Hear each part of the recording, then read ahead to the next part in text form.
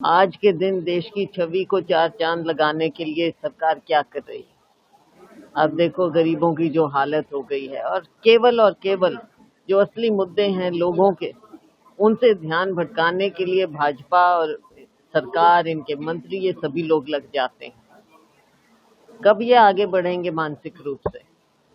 देश की बात करो, बेरोजगारी की बात करो, गरीबों की बात करो, लोगों के विकास की बात करो, उस पर इनका कोई ध्यान नहीं है।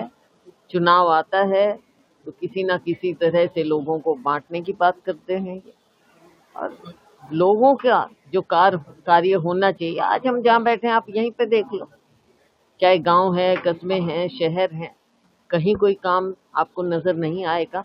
केवल बातें ही बातें हैं, और छवि तभी देश की बेहतर होगी कि केवल ये 4 ट्रिलियन इकोनॉमी की बात ना करें, ये देखें कि आम लोगों की जिंदगी कैसे बेहतर हुई।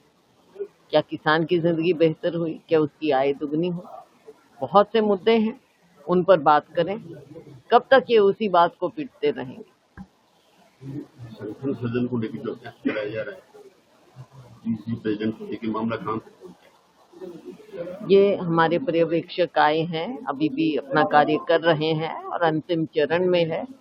30 तारीख तक अपनी रिपोर्ट दे देंगे हमारे केंद्रीय नेतृत्व को, और उसके बाद वहां पर आपस में चर्चा की जाएगी, और उसके बाद ही ये सारी अपॉइंटमेंट्स हो जाएंगी।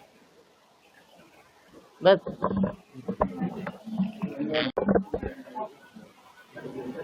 और जब ये इमरजेंसी की बात करते हैं, ये भूल जाते हैं कि इमरजेंसी के बाद चुनाव भी इंदिरा जी ने ही करवाए थे, और अगर देश की जनता ने उन्हें विपक्ष में रहने को कहा तो उन्होंने उस बात को स्वीकारा।